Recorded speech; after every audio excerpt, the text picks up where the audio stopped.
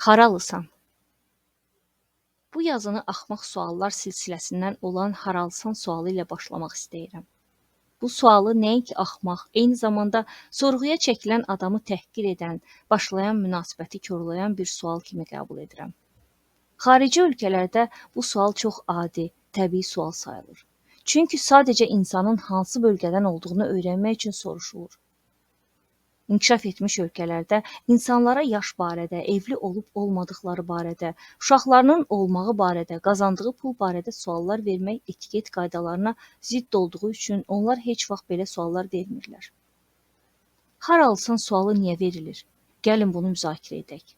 Bir insan haqqında heç bir məlumat, yəni onun təhsili, dünya görüşü, maraqları, siyasi fikirləri, ailəsi haqqında heç bir fikir olmadan ona haralısan sualı verilirsə, deməli, bu insanın şəxsi keyfiyyətlərini arxa plana ataraq onu artıq qəbul olunmuş bir qrupa salmaq istəyirlər. Belə qruplar isə çoxdur. Bu qruplar da özlüyündə xırda qruplara bölünürlər. Bu qrupların xarakterik cəhətləri odur ki, məsələn, əgər sizin olduğunuz bölgə bu qruplardan birinə uyğundursa, bayaq saydığımız şəxsi keyfiyyətləriniz, ədəb ərkanınız heç kimə lazım deyil. Müasir dövrdə bu qruplar bir növ siyasi partiyalara oxşayırlar. Hər partiyanın öz şüarı, devizi, məqsədi olur. Bunun kökü ibtidai icma dövrünə gedib çıxır. Bir icmadan olan insanı digər icma üzvləri qəbul etmir. İllər keçsə də ona yad kimi, gəlmə kimi münasibət göstərirlər. Təzə gələn insanı isə illərlə hünər, fədakarlıq göstərməlidir ki, yerli icma üzvləri onu özününkü kimi qəbul etsinlər. Əlbəttə, burada başqa bölgədən gələn insandan da çox şey asılıdır.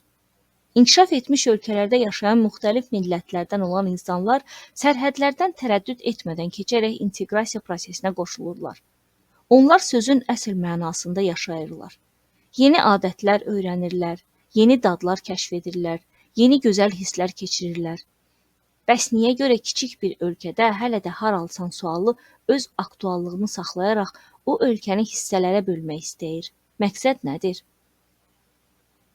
Nəzərə alsaq ki, bu sorğu-sual yetkin insanlar arasında baş verir, qəbul etmək olar ki, bu şuurlu şəkildə baş verən bir prosesdir.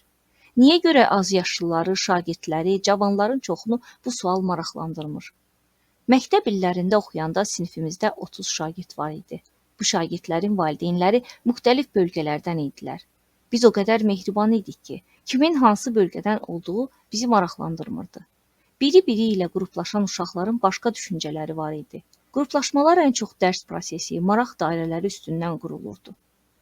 Deməli, bu sual dar düşüncəli, dünyaya balaca bir dəlikdən baxan insanların məşğuliyyət formasıdır.